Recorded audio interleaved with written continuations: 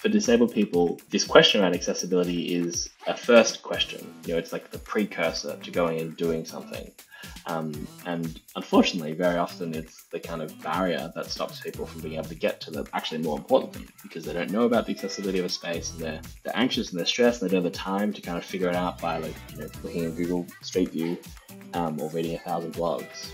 And so they don't pursue the opportunity, or they don't get to take advantage of the occasion that they otherwise were mainly trying to pursue.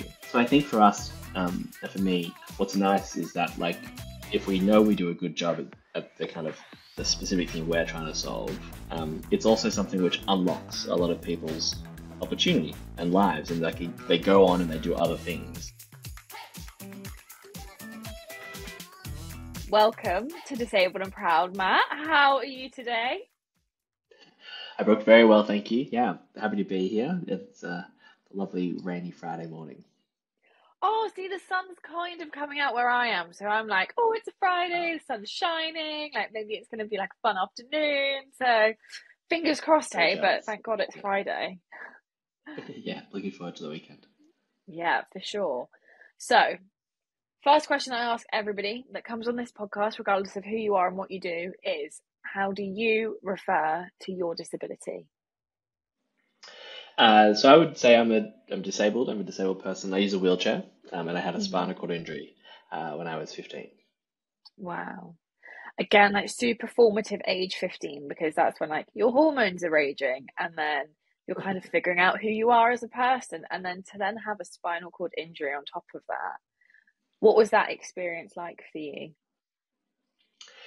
Yeah, I don't know any different, so I guess I don't sort of know what it's like to be 15 without it. But I think it's definitely, to your point, a pretty sort of fertile time for lots of stuff generally, and obviously lots of things that happen at that age, kind of go on to shape who you are. So I think for me that probably was is the dominant takeaway. I think having a spinal cord injury, becoming disabled, and then having to learn and live with that through that period has very much shaped who I am today and how I think about things. I think it probably had the added challenge, or the kind of added complication of, it's also a time when you're already pretty self-conscious and you're trying to figure out who you are, and you're probably worried that people look at you and have assumptions and stereotypes a little bit more than the average person. So I think that's definitely not a kind of fun thing to add to the mix. But again, I think on the whole, have probably come out the other side for the better, with hopefully a bit of a kind of a thicker skin and a stronger sense of self. But yeah, I think if you were asking 15-year-old me, I'm sure they'd have a slightly different view on that at the time. Yeah, and as you said, it's such a you couldn't pay me enough money to go back and be a teenager. You genuinely couldn't. Even if I was offered £10 million, I would no, I don't need to go through that experience ever again, because your bodies are awkwardly changing, and your hormones are raging, and you said, you're trying to discover your sense of self, and actually the person you are at 15 is not the person you are at 20, and then the person you are at 20 is also not the person you are at 25. So those 10 years, there's so much progression in who you are. And then you just add a disability into that mix, and it's a little bit of extra spice. Let's change it all up. Let's see what's going to happen. But prior to your injury, was disability something that was in your life, or did it was there much of it in your life beforehand? Yeah, I think the short answer is no, or at least not that I can remember. I'm sure there were people with disabilities who were in my life, and I do remember actually when I was really young, when I was at kind of prep, I had a friend who was a wheelchair user, who unfortunately passed away. But I think other than that, my only kind of understanding of disability was really through the media, and to that extent, not a particularly progressive or sort of very accurate representation. And I think potentially a year or 2 years earlier, we'd watched this documentary at school called Murderball, which is about wheelchair rugby, which again, is a particular kind of representation of disabled people and disability. And, a lot of the people who are in that documentary have come from pretty traumatic experiences. So I think it was a really interesting kind of context to try and think about when I essentially woke up in hospital, as to all right, what do I know about this topic? And unfortunately at the time, everything I knew wasn't very good. And so I think relearning that was definitely a challenge. Yeah, and especially like 15 when you think you know it all as well. Yeah, I've seen this documentary, so I have all the answers. Yeah. Yeah, exactly. And also, that age you think like regardless of what anyone tells you, like they're wrong and you're right, and it doesn't really matter because like you're 15 and Yeah. you know everything. Yeah. Which I think actually, in some sense, was probably a blessing in disguise, Mm, actually, because I think, so I'm Australian, and definitely at the time, I'm not sure if it's too dissimilar now, but definitely at the time, if you were a young person with a spinal cord injury, the outlook that the medical profession gave you was not particularly positive. It was a real mhm, um, you have a pretty bleak future, to be mhm. blunt. And I do think actually like sort of being a stubborn 15-year-old at the time is sort of helpful in that context because you essentially are very comfortable dismissing what everyone else would Yeah, kind of take as very sort of seasoned and wise advice from old doctors. But I think as a 15-year-old, you think, well, I don't, I disagree with that, and I know right, like you yeah. said. And actually, I think that was quite helpful because I think I saw lots of people around me, lots of adults for whom, Mm, life experience had taught them that they should listen to the doctors, really become crushed actually by like the kind of mm, very bleak diagnosis that they were, essentially never going to do X, Y, or Z. And the short answer I learned over the time was that actually the real answer from the doctor should have been we don't know, and we hope yeah, X will happen, but we can't promise either way. And instead, in a really conservative mindset, they often just say like you won't, and therefore, it's self-fulfilling because if you don't try to do anything, you just sort of sit in your mhm. wheelchair the whole time, then you don't magically, like manifest all these things. And so I think that was something that I definitely took away from that time. That um, yeah, being a little bit stubborn, probably being a little bit you know, self-assured in some sense, actually probably saved me. So this is really interesting, and I will tell you why. So I was born in Australia, and when obviously Oh, like cool. my parents didn't know that I didn't have a hand, and so when I like presented myself to the world, I was also given like a super bleak outlook on life. They Yeah, basically just turned around and were like, "Look, if your daughter was born with a heart problem, we're incredible at cardiology. Like she'd have the yeah, best care in the world. We'd smash it. But this is a physical disability, and like the outlook is not that great. Like she'll never the doctors said to my mum, which I think is a really awful thing to say to any mum, but any mum like post birth, they said she will never be normal and she will never have a normal life. Now, like it's very grand dramatic. scheme of things, like I'm missing a hand. Like I'm not missing like an integral organ in my body. So like I Yeah, can function quite well.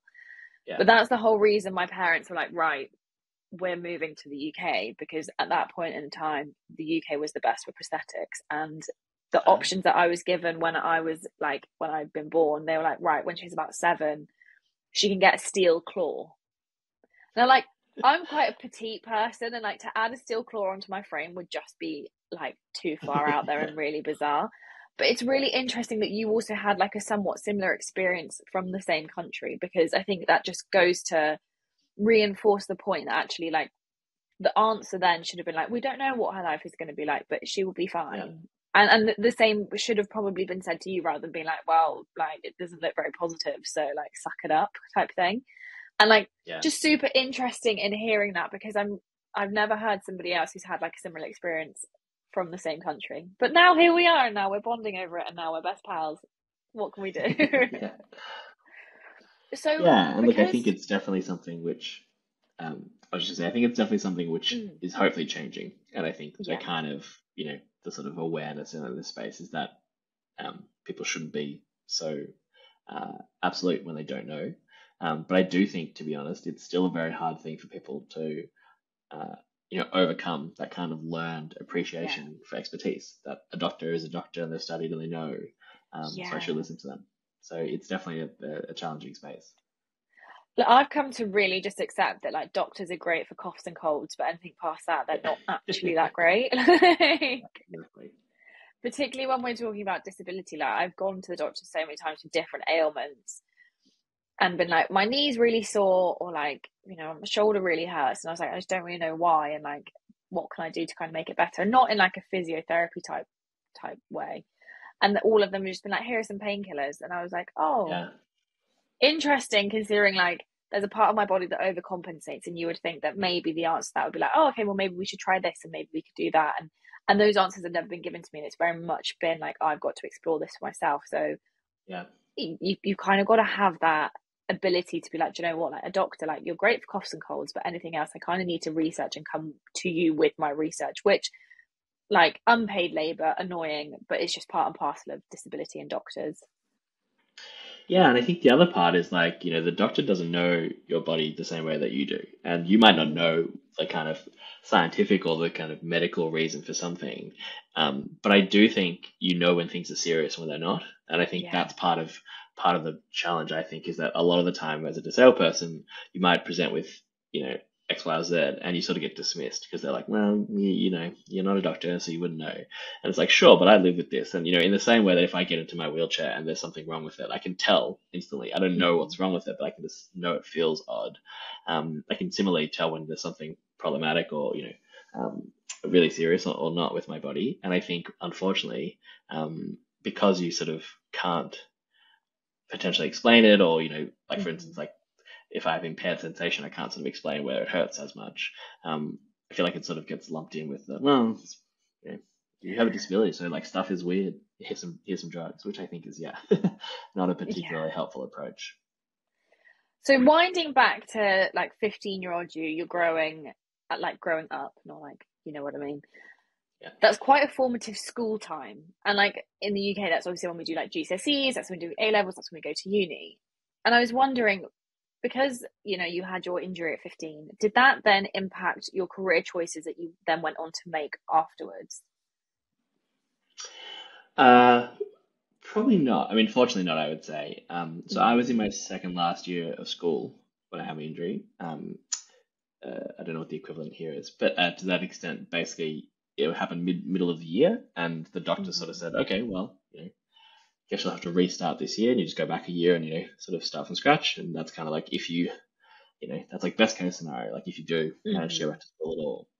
And I think again for me, like in the kind of going back to being 15, for me that just sounded horrific because I was like, but all my friends are in this year, so like I'll Yeah. just I don't have any friends. And I think they were like, but use a wheelchair now, you've got bigger problems to deal with.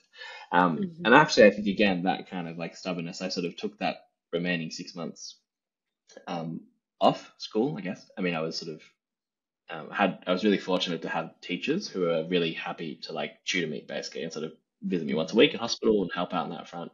And so I sort of did a little bit of schooling, but I went back to school the following year, in my year, and it was through the kind of support of friends and family that was able to finish, and did relatively well at school, and therefore was able to kind of get into the course that I wanted to. But I do think that there was definitely a junction where, again, like on medical advice, I shouldn't have gone back to school and I should have sort of started again. And, I think for me, starting in another year with no friends, even if I had had, longer to recover, would have been a much harder experience than just going ahead, with Mm. my support network.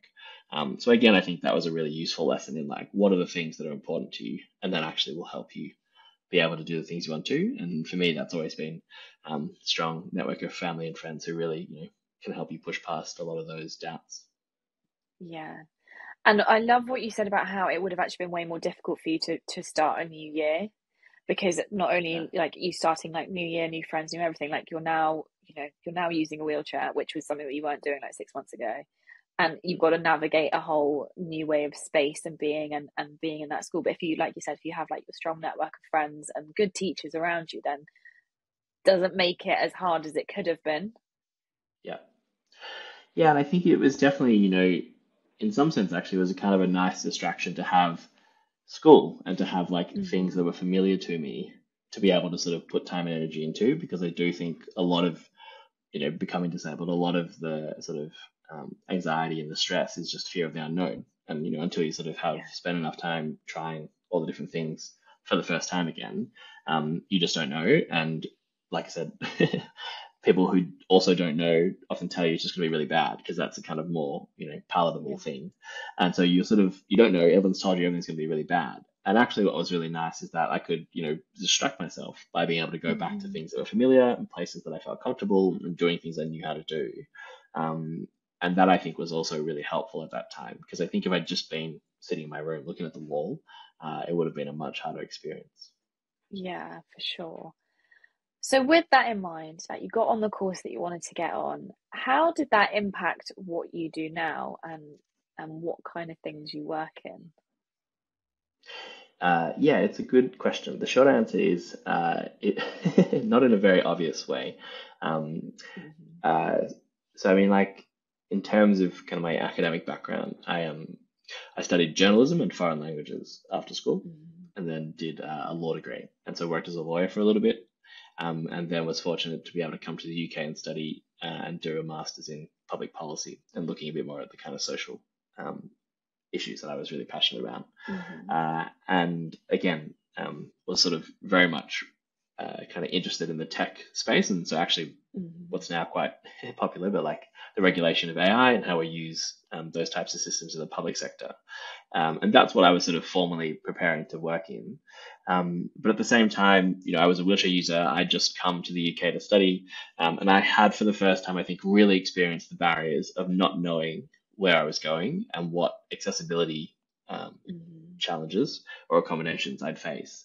And so, in moving from Melbourne to Oxford, I had a really difficult time finding out which which university accommodations had any wheelchair access, and Hmm. so was unfortunately kind of just told to email all the different colleges to find out.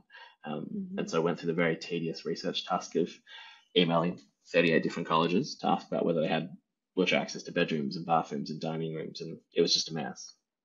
And so I set up a student project when I got to the UK to basically crowdsource this information and publish it into a blog. And over time, we just got more and more people asking about whether we knew about the accessibility of restaurants and cafes and bars and other places in Oxford they could go with their friends and family. And so that's sort of where sociability grew from organically. And so sociability is what I now do full time. We're a Hmm. disability tech company. We're based in London. We help disable people find accessible places, and in particular, we're building a data platform for personalized accessibility information, so that I can find a place that suits me as a manual wheelchair user, depending on who I'm going with, where I'm going, why I'm going, and it's not this sort of generic, yeah, it's accessible, or it's 3 out of 5 accessibility stars, or kind of some very vague terminology that assumes everybody's the same type of Hmm. disabled person.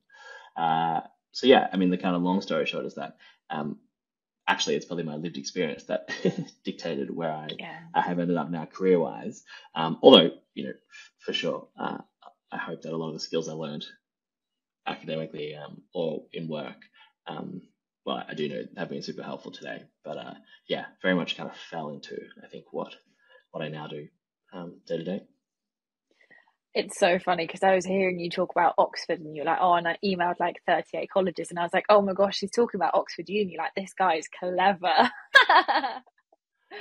Well, yeah, the uni wasn't sort of super helpful on that front, so it's very much a kind of choose your own adventure. But I think, yeah, I mean, that was part of the kind of catalyst for me. I sort of thought this is, nominally by, by certain metrics, the best uni in the world, and Yeah. and also one of the oldest unis in the world. They've had plenty of time to figure this out, and they haven't. And it Hmm. just seems pathetic that actually, a student who comes from the other side of the world can't get any insight or any confidence into the fact, into whether or not they can actually live in that city. Let alone Yeah. study and make friends and do all the other stuff that they need to do once they get there. The kind of first question, the precursor, is just left to them to kind of figure out in the dark from the other side of the world.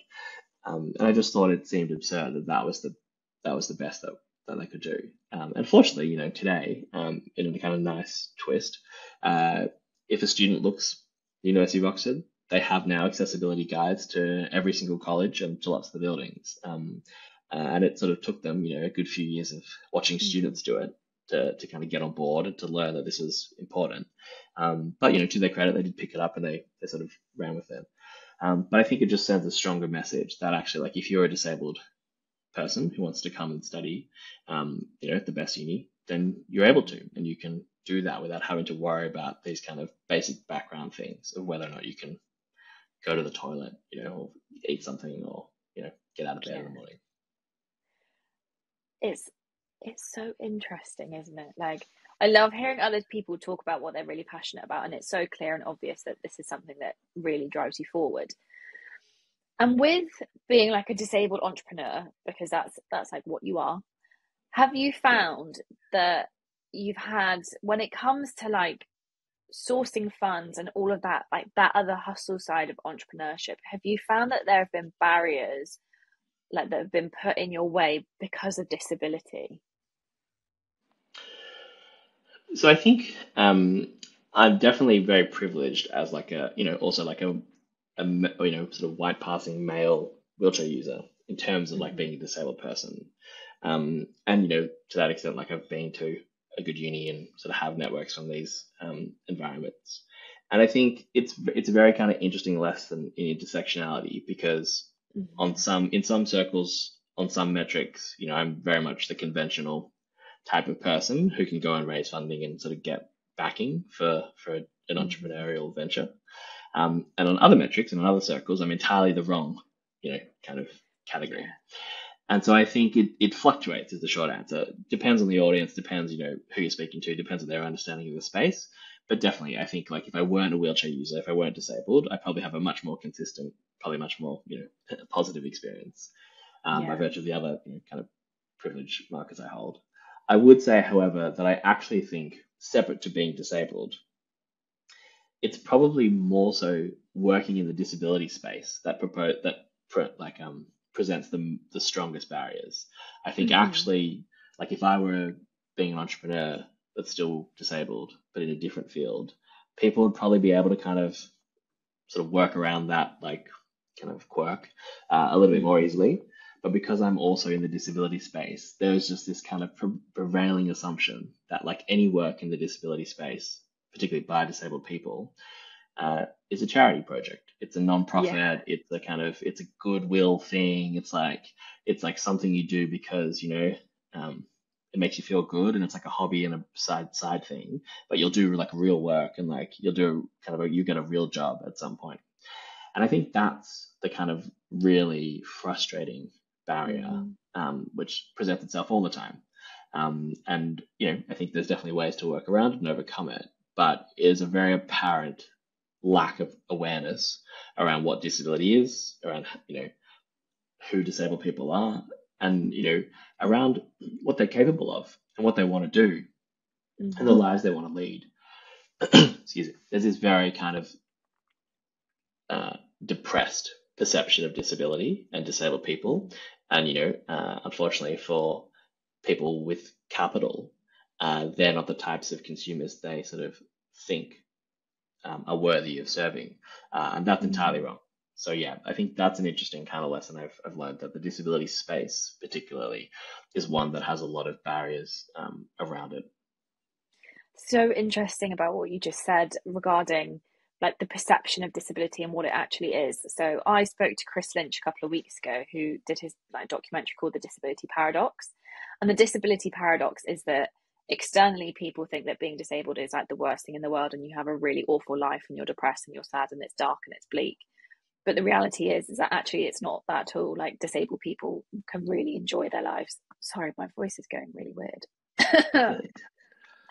Disabled people can really enjoy their lives, and they have like their perception of their disability is not what another person's perception who is non-disabled of their disability is.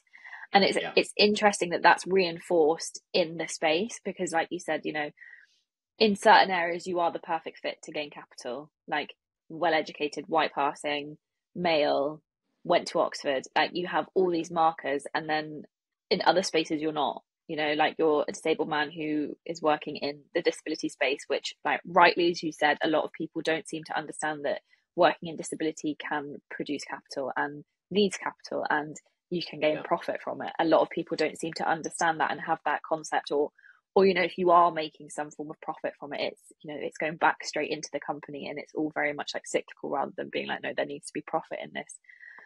yeah. So it's so interesting to hear that because we don't hear that side of disability ever, because what we are given out in like media and the public is charity work. Oh my god, like so great, so good, this charity does this and this charity does that, when actually that's not the long and short of it.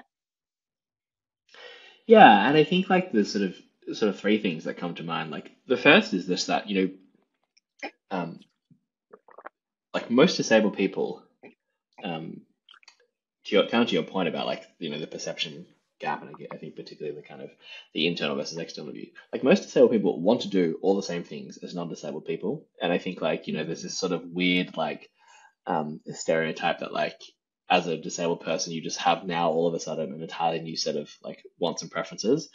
I mean, like if I go to a nightclub, 9 out of 10 times someone comes and high fives me, and they say something like, "Man, it's really good to see you here," or like, "Congrats on coming out," and like they're not high fiving anybody else in the nightclub, but there's this kind of I hope not. And there's this sort of assumption that like because I'm a wheelchair user, it's like a big achievement for me to like go to a dance floor, and like I don't know whether it's because they're not talking about like access, right? They're just talking about like perception of my preferences and wants. That like good on him for like coming out to this place. Like it's better than presumably the depressed room he was previously and otherwise always sits in. And the second thing I think is that, in terms of the disability space, but also disabled people, we need just to expect more from disabled people. Like the narratives that we talk about are so like one, wildly inaccurate, but two, just like really depressing. And for the most part, they stem from either edge cases or just kind of, false stories, really.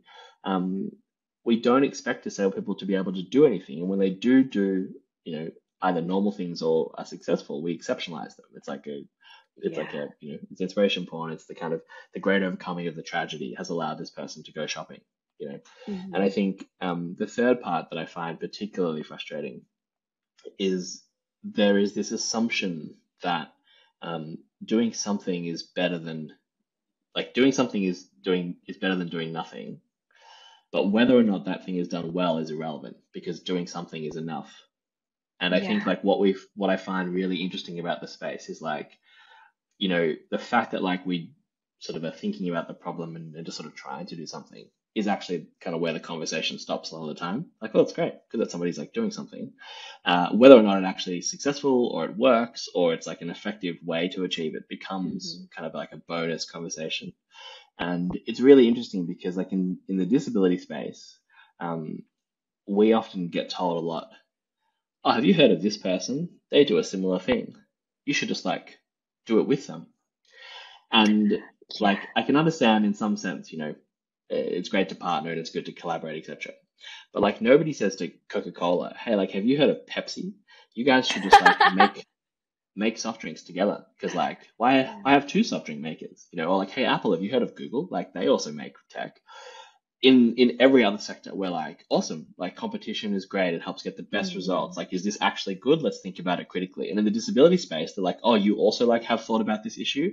I know three other people, and like you should all like get in a circle and sort of become friends and just like, collaborate because you're disabled. And I think to that extent, it's very lazy thinking. It's just kind of this really superficial understanding of disability and disabled people, and it's a disservice to the disabled population. Like disabled people deserve to have the best things, just like every other non-disabled person, and we need to expect more of both the people in the space and the people serving them. I think otherwise we'll always have this kind of very flat baseline expectation of the disabled population. Everything that you have just said really encapsulates why I love doing this podcast. And something that you touched on was this idea that if a disabled person does something good, it's really like overfluffed. And like it's that inspiration porn. It's that like I climbed Mount Kilimanjaro and I have no hands and I have no feet, but I still did it and I'm an amazing person. And everyone's like, oh, what a feat. I'm not taking away from that. It is a feat. Like that's what you want to do. Go ahead and do it. But on the same flip side, you can open a paper and that could be the story on page number 2, and on page number 3 you've got all disabled people are benefit scroungers and there is nothing celebrated in the in-between, and they are literally facing each other, and that is the stories that we're portrayed as, and so you're right that need for competition that everybody needs, like FYI, shock horror, we all actually thrive in competition. Even if you don't think you do, you probably will push yourself a little bit better. Yeah, you're so right. It's not, the disability sphere is completely denied of that, because like everyone should collaborate and we should all make the world a much better place, and it's all like happy clappy, we'll hold hands and we'll sing Kumbaya together. And actually it's not the way that it should be. You're right, because we should be pushing, and we should be pushing each other as well in a positive way. And I'm not talking about like pushing each other into the ground, because that's not fun for Yeah. anyone. But you're right. But being able to have like healthy competition and getting the best out of each other in a space where quite often we're denied all of that.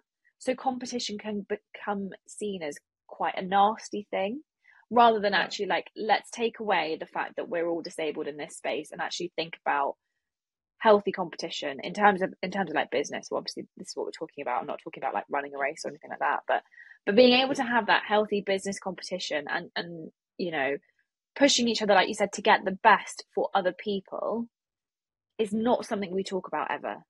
Because you're right, it's very much seen as we're all in this together and we'll all hold hands and we'll all do the same thing. Yeah, and look, I think, and don't get me wrong, I definitely, there are limits to the benefits of competition, and I think Yeah. I'm not a sort of American market capitalist, but I think to that extent, part of it is like when you ask people to expect more of themselves, then they will push themselves. And that's where the competition I think is really helpful. It's like, actually, how do we help disabled people and the people in the disability space to like want to be better? And that requires competing not necessarily even against other people, but against the status quo, like against what currently Yeah. exists today. And the problem I think is that like in the disability space, because there's this assumption that like like effort in some sense is futile because people don't have the potential to grow or to improve, because like like my doctor in Australia literally drew a graph on the board, and it was like function on the like uh, the y-axis, and then time on the x-axis. And it was like, you had this level of function, you had an accident that dropped to zero, it'll probably just stay there for the rest of the time. And I was like, that's a weird, like, kind of projection of the trend line, which for the most part was pretty high and then sort of dropped, and then, maybe it would go back up. And I think that's the sort of understanding that like lots of disabled people deal with all the time. It's like, you are now at this level and you will just remain there, whatever you do. And I think that's, the main thing I think is like, that's wrong. But I think it's also a really poor kind of framework with which to educate disabled people about what they can and can't do. It's just a very lazy approach. But unfortunately, kind of as I said before, it can be really self-fulfilling. It can, Yeah. depending on who says it, and to your point, like if you see it plastered in the newspaper all the time, people can internalize it and they start to believe it, and then that becomes the stereotype that they model. And I think the government has a really important role to play and has done a really bad job historically of dealing with this. Like, I mean, I can tell you plenty of stories, but the kind of one I found most frustrating was, I live in London. In London, you can get a reduction in your council tax band if you're disabled and you um, have a particular kind of definition to meet there. So I applied for this, and I'm a wheelchair user, and like a human being came to my house to verify that I was a wheelchair user. Like, and then, to basically, I guess, like see that I was sufficiently disabled to qualify for this, a very minimal council tax reduction.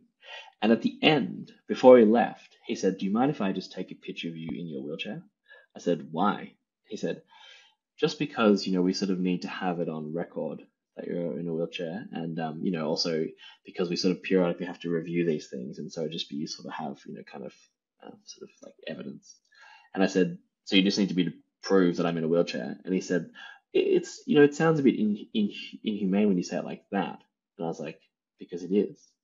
And I just sort of think like, why do we have these systems and these kind of processes to, vilify disabled people and to kind of make them jump through hoops and prove their disability in such an inhumane way? Because what you become is incentivized to be the smallest version of yourself, to be the kind of less capable version of yourself, to benefit from the system, which, is already kind of not in your favor.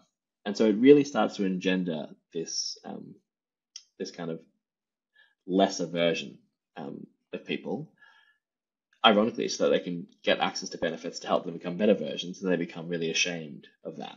So I think it's definitely a very cyclical and sort of dangerous space to be in, this kind of like stereotype threat and how we think and tell disabled people their lives will be.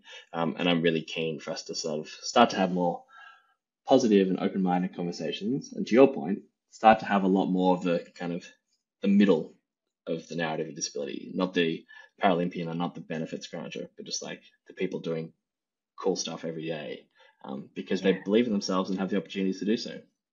Yeah, exactly that. It's very much like this podcast came about because I wanted to hear the conversations that weren't, I'm a Paralympian, and they also weren't like, I'm a benefits grounder. I didn't ever hear in media the conversations about like, I'm just a person, but I'm like smashing business, or like, oh, like I'm an athlete, but I'm not a Paralympian, but I'm disabled. And Yeah. that conversation, we never really hear of it unless we go out and search for it ourselves. So like, hopefully this kind of fills that gap a bit.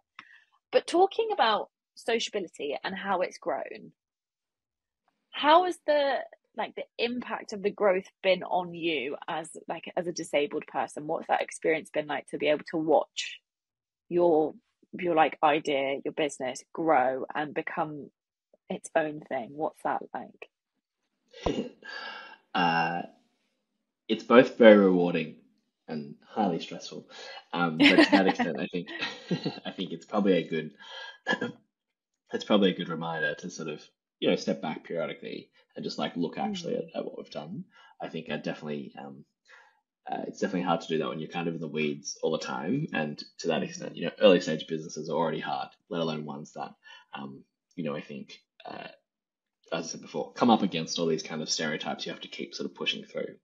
But for me, I think there's probably two things. The first is, um, I did always have a concern and sort of a doubt that like maybe I was the only person who had this problem, and like, you Mm. know, I'd sort of try and pursue this and build this tool, and like no one would use it because everyone else is fine. And sort of be a very elaborate, expensive kind of project for Yeah. myself.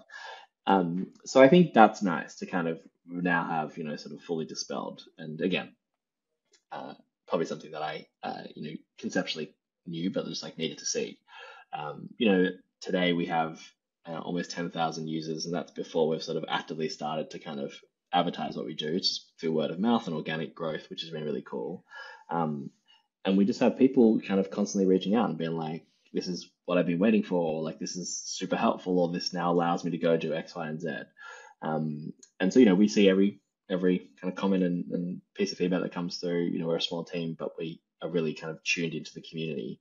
And that's great. That really helps, I think, for us just to kind of know that what we're doing is on the right path.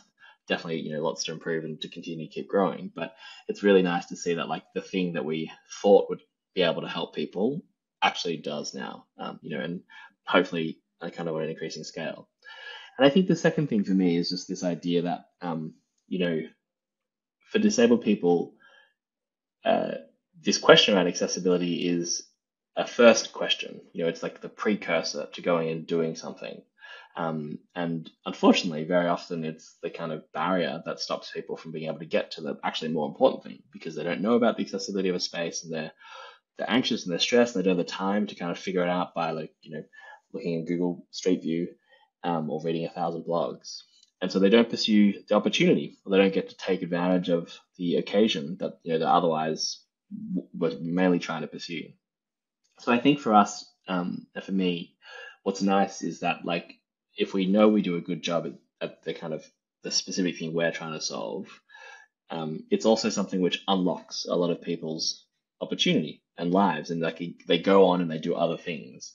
And we see that already from just kind of people getting the confidence from the first time they've gone to a space that they found on sociability that was accessible to them. That builds the confidence to go and find another place, and then actually they say, "Oh, I might try a train next time, or I might get on a bus, or I might Mm. travel a bit further." And I think that sort of snowball effect is something which I sort of didn't really appreciate when we first started this, but that actually what we can do is not just help people find accessible places, but like get that confidence and peace of mind that grows. And if you can see that, Mm. it grows into something which then the sky's the limit. So I think that's really exciting. Oh, I love everything you've just said about other people. And like not once I know that you know, at first you're like, oh, is this like a selfish endeavor? Is it like, am I just pouring loads of money into like my own self?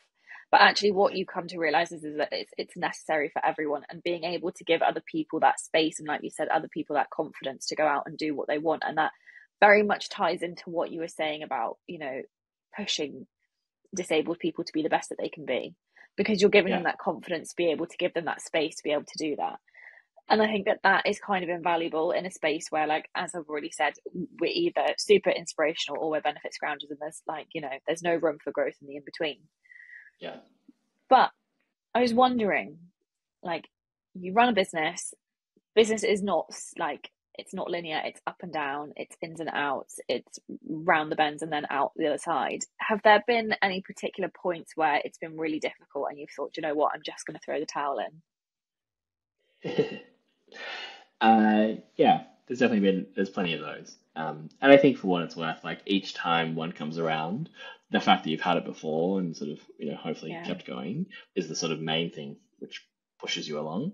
There's probably part of you which is just desensitized to that emotion. So that's, sort of a less, that's probably a more cynical way of thinking about it. But I do think part of it is, you know, I think the I think in some sense, like, success is a habit. You have to learn to feel Mm. comfortable that if you do X, Y, Z, you will expect, ABC outcomes. And I think people who are really successful, they expect themselves to be successful. And if it sort of hits a snag or there's a kind of left turn instead of a right turn, that's fine. They're still on the same trajectory. And I do think that's something which we have, really tried to build as a muscle. How do we just make sure that we're moving in the right direction? We have the confidence and the faith, and it won't be linear, and it's definitely not, easy. But as long as we're still there and we're moving forward and we're doing the core things that we know are important, then I think we are confident that we'll be successful. And so I think that's what sort of drives us. Like, it's sort of this kind of, trust in the process type mentality. And look, at the end of the day, I think part of it is sort of being, um, really appreciative that there's only so much you can control. And actually, for better or worse, most of this is sort of it's up to luck. And I think, success is so much down to people putting in the work and doing the right things, and then also on the other hand, just entirely being in the right place at the right time, and being able to kind of have enough stamina and just sort of stick around to have opportunities come their way. But that is you're super lucky, and if we were trying to do this 20 years ago, it'd be a lot harder. And if we're trying to do it Yeah. in 20 years' time, it might be a lot easier, but it also might be done. So I do think part of it is sort of trying to take um, the pressure off by just sort of being wary that there's only so much you can control. But yeah, I mean, in terms of, I guess, like running a business, not least of all, we started in formally in March 2020, which Mm. was literally What a 3 weeks wonderful before. time to start a business. Yeah, which was literally 3 weeks before, um, just spending every day inside. And so I think like it's definitely been an element of heightened stress, like, and heightened Mm. kind of pressure because everything became really precarious for everyone, not just for us, obviously. But it wasn't like this was the new thing in an environment that was otherwise familiar. It was like everything changed and this was a new thing. Yeah. So I think what's been really nice at Sociability the last, like, particularly last year, is that it sort of felt like things have just kind of chilled out a little bit, and we sort of know what we're doing. We, have a plan to do it. We have also kind of enough, um, stability externally to then try and go and do that without sort of having to worry about, yeah, whether everything's going to close or Mm. we sort of have to stay inside, etc. And I think hopefully that's the trend, that it becomes more and more comfortable. We won't get any easier, but to the extent that it becomes more familiar and it becomes more sort of stable, I think that's the sort of the plan. And on our end, I think that's definitely uh, we're kind of moving to a phase where that is becoming a real possibility, which is exciting. So it's nice to kind of see that what we hoped would exist, now exists in some early form. And our job is to kind of just continue to grow it now. Yeah. Where do you see sociability in 5 years' time? Yeah, hopefully, bigger and better than it is now. But I Hmm. mean, for us, I think there's a really clear ambition to be able to help disabled people find personalized accessibility information.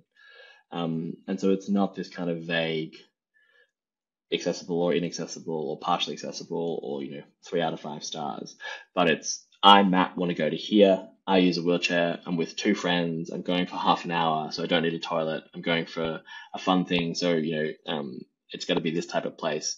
And then have that confidence and peace of mind just to find that venue. And then if you need to go somewhere a different day by yourself, for a whole evening, you can sort of mix and match and filter those things to actually get the accessibility advice that is relevant.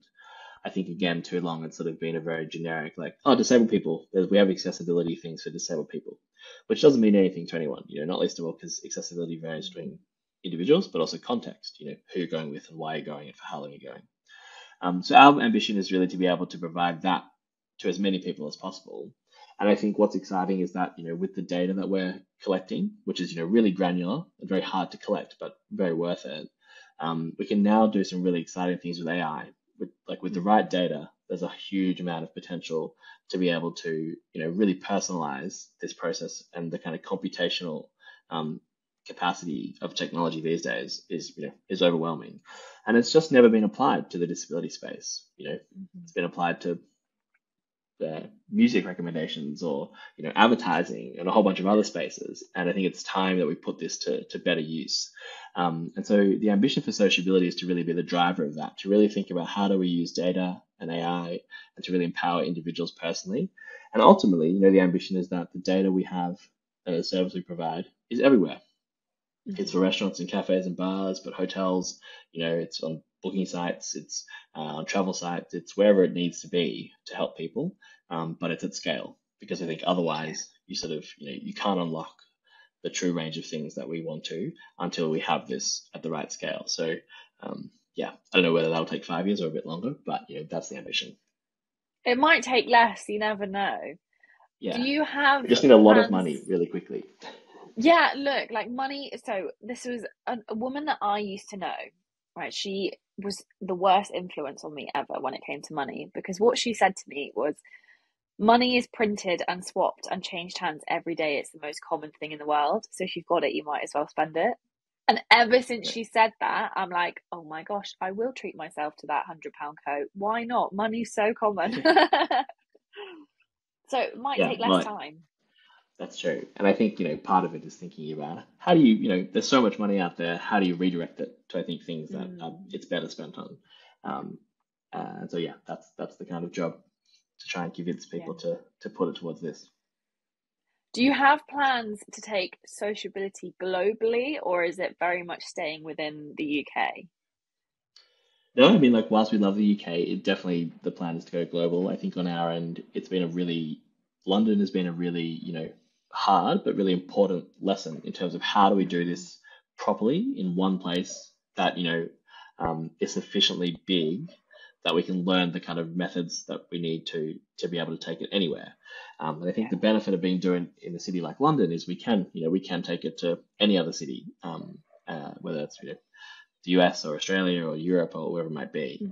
Hmm. So we definitely have plans to scale. I think on our end, we've been really fortunate to be able to also tap into the UK disabled community. We have great community connections through our community team, particularly with Jenny and Nina. And I think that's definitely something which we want to think about in terms of, as we scale, how do we also tap into the community? Like, we don't want to be this sort of just like Hmm. faceless data corporation sort of moving between Yeah. jurisdictions. So I think in terms of scale, in terms of taking it global, that's going to be a really driving force as well. Where do we find places that we can sort of readily tap into and integrate and become part of the disabled community, and really use the power of that community to grow what we're doing, but also to be able to, make sure we're doing it the right way? Because, yeah, you there are buildings all over the world, but how people use them is very different in different contexts. And so we want to really be sensitive to that and not just kind of presume that what works in the UK will necessarily work wherever. Um, but yeah, the plan is to be global. So hopefully sociability can come to a city near you, wherever you are, one day. So we've spoken about quite a lot, but I was wondering, has there been through hardship or like times that you've really struggled or just found just difficult, because like we all have those times, right? Has there been like a positive trait that you have noticed within yourself that when you look back, you're like, do you know what? I handled that really well. I'm sure it could be improved. But I think to that extent, I think what I find helpful is probably that kind of earlier point of just being able to actually isolate like what I can control and what is sort of out of my Mm, hands. And I do think when things become really overwhelming, my main sort of approach is to try and really slow it down and break it into the kind of the sort of really urgent and sort of really important things that are in front of me, and then mm, focus on those and really take it step by step.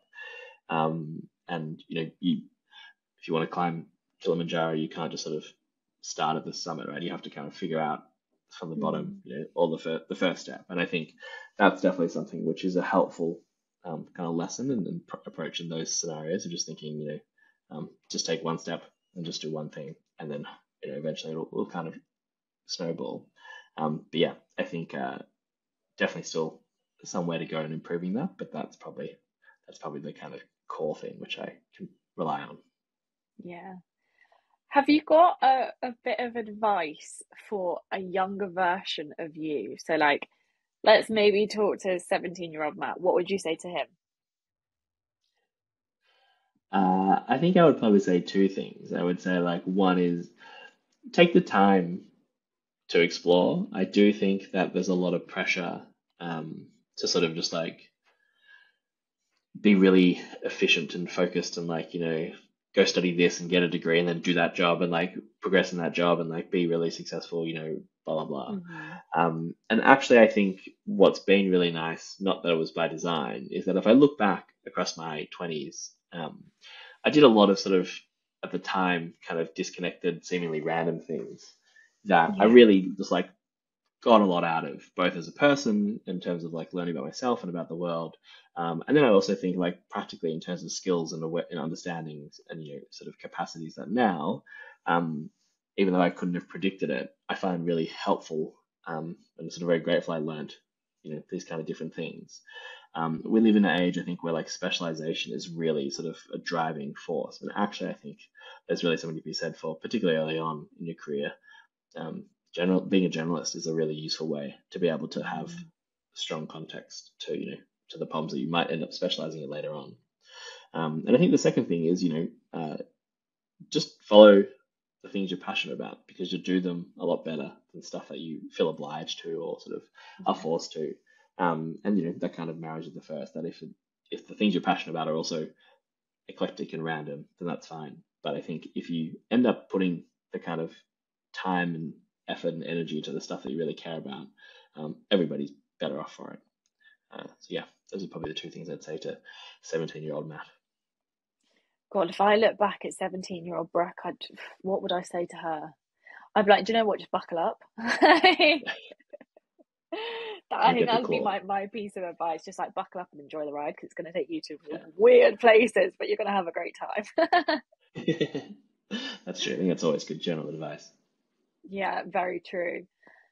We've already spoken about how when you could be in a nightclub and you'll be surrounded by people and then suddenly someone will come up to you and give you a high five for being out, and that very much seems to be a perception of disabled people that we have in this space.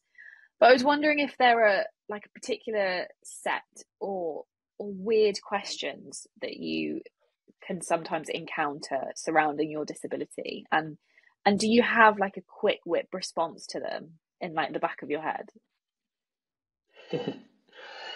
um, I mean, in terms of the questions, I think it's normally the kind of weird questions are normally just sort of like, what happened to you? But there's sort of it's less that the question is weird, it's like what the context is, like I've Uh-huh. had people just like on the other side of the street shouted at me, like I've had people on bikes shouted at me, like, like that kind of stuff where you think like this is a weird environment in which to ask a question generally, let alone that question to someone you don't know.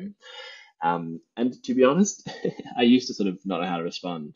Now I sort of think if you're gonna ask like a question in that manner, which is pretty abrupt and abrasive, you can have an abrasive response back. So I normally just shout out, "I broke Mm-hmm. my neck," and then people don't really know how to respond.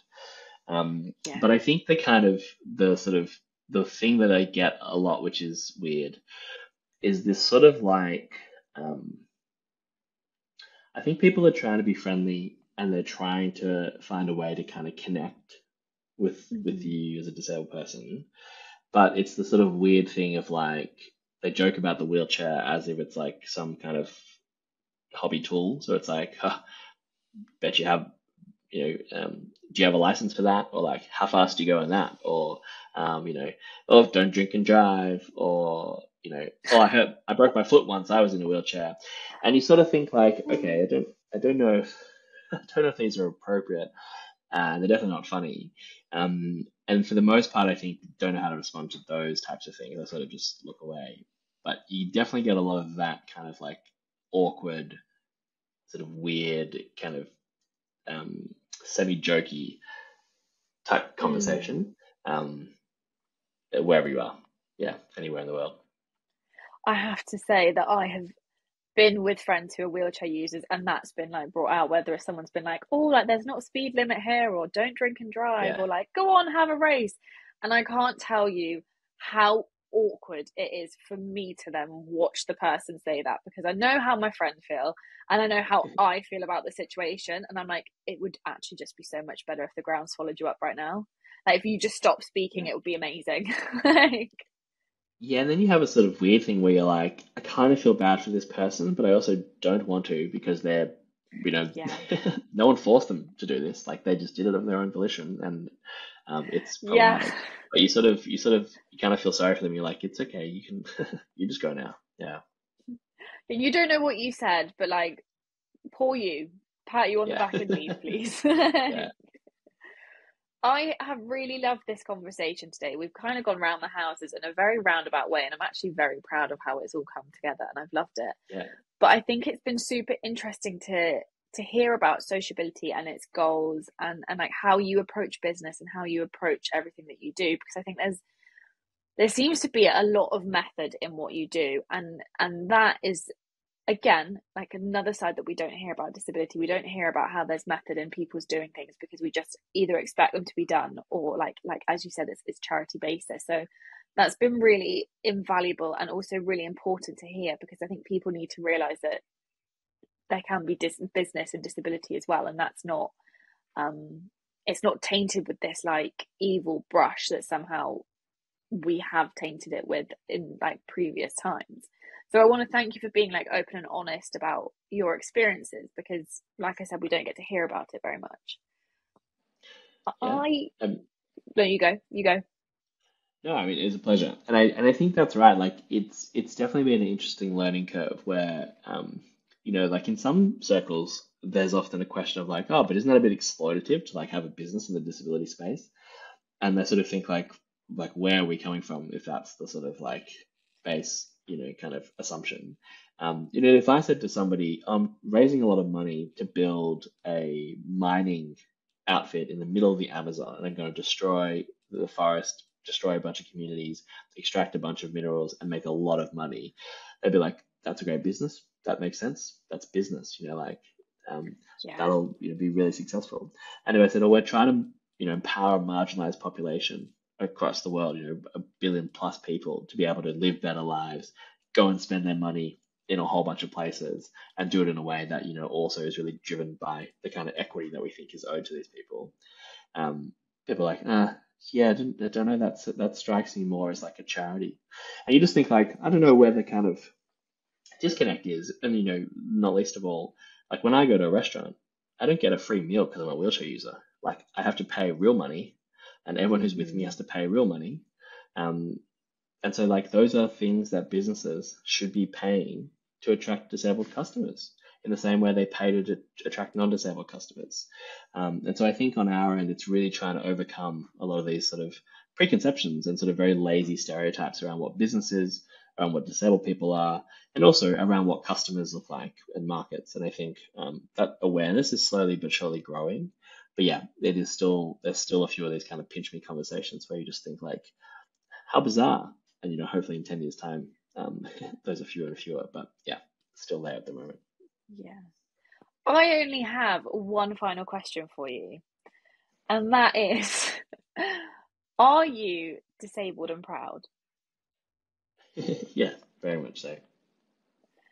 like I said, I'm so glad that you took the time out of your really busy day to schedule this in, because I really enjoyed hearing about it and hearing about your story and hearing about you. So thank you for giving up your time and your space for me to have a little chin wag. And it's been great. I've My loved pleasure. it. Yeah, thanks so much. It's been great, really fun. Which is, I think, like you said, the main goal. Had a great time, and yeah, loved having the conversation. And thanks for having me.